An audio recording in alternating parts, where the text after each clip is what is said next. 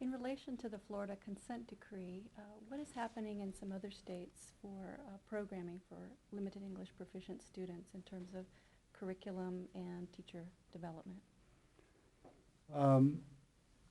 Yeah, I can speak about a couple of states and in general terms. I am not a person who immerses themselves in sort of the nuts and bolts. I, like the courts, believe that what legislatures can do, what the courts can do is set principles and provide monitoring and oversight to school districts and to states, but that ultimately the technical deliverance has to be done by those states. In terms of teacher education, in states that every state that I know or that I've worked in heavily, has certifications in both ESL and bilingual.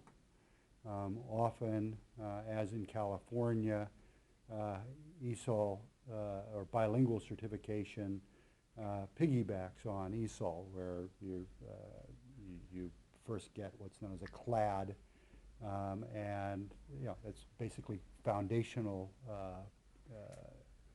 information that's needed to be an ESOL teacher, and then on top of that you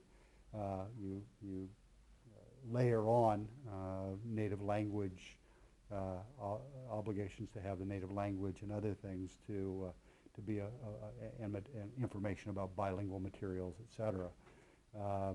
And in Texas, that is there's similarities where there are bilingual programs. In Colorado, there's no state law. There's a state funding law, but we have a decree. I might mention that Texas also evolved out of a court order, and a much earlier court order, and the legislature responded and developed this. But in Denver, for example, what we established was a training program, basically a summer program that starts out with 150 hours of training, and then further in-services after that, which probably ultimately rivals the Florida hours that we agreed to here. And then, of course, there is a requirement of testing a kid's language. In fact, in Denver, when we won the case, it was similar. The situation wasn't too dissimilar to Florida, in that there was an ESOL certification, but you didn't have to have it to teach. It was a nice thing to have. Maybe it was a useful thing for somebody who wanted to teach at a university, or maybe be a supervisor of a program, but it wasn't required in a classroom. So you could have somebody in a classroom who had no training or whatnot. And that was the situation, in fact, in Florida at the time of the decree, and it was the situation also in Colorado. That, of course, all has changed.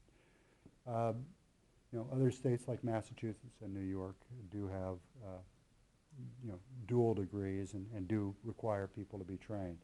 The reality is there's a number of states out there and school districts that are sitting ducks for lawsuits or for administrative complaints that are not doing all that they should be, that often forget that they have these dual obligations and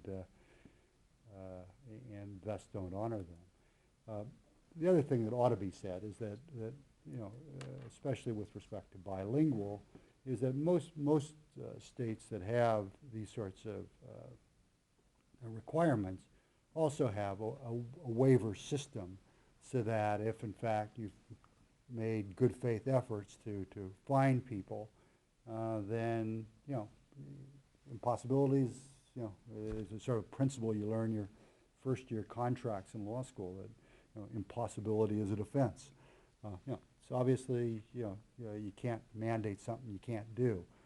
But what many laws have done over the course of time, and indeed somewhat was a underpinning of some of the stuff we did here in Florida, is that, okay, maybe you can't do it immediately, but you've got to build in a system so that you can do it as soon as possible. You cannot sit on your hands and continue to deliver a program with teachers who are less than fully trained. And so that sort of is the general style that legislatures and courts have utilized to address that problem.